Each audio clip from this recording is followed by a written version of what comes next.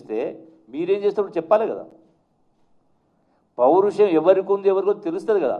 పాలమూరు పౌరుషమా లేదు కల్వకుంట్ల పౌరుషమా చెప్పాలి కదా. తన్నీరు పౌరుషమా చెప్పాలి కదా.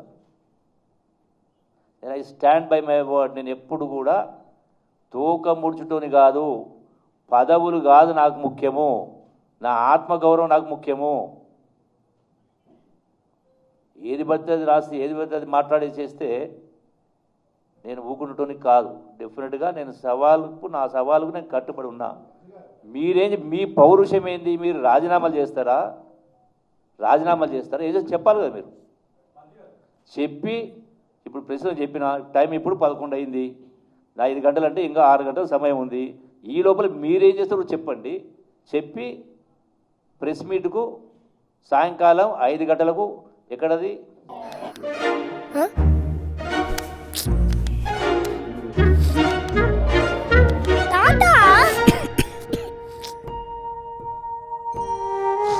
జలుబు, తలనొప్పి, నడుము నొప్పి, మోకాళ్ల నొప్పులు లాంటి లక్షణాల నుండి ఉపశమనానికి శాస్త్రిబామ్, trusted by millions since 1992.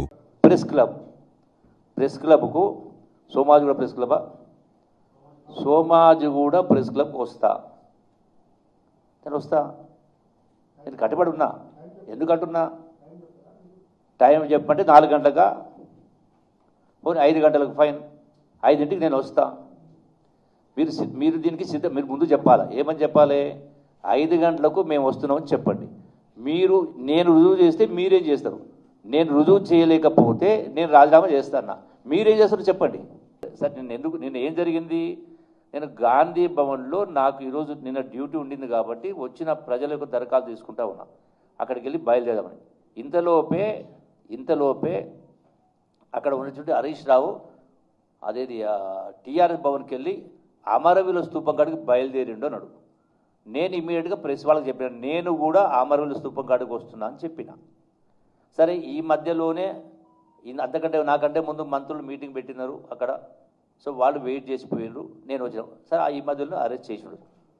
So అది సరే, పోలీసు వాళ్ళు ఎందుకు అరెస్ట్ చేసింది అనేది లా అండ్ ఆర్డర్ ప్రాబ్లం. ఇంకో విషయం తెలియదు.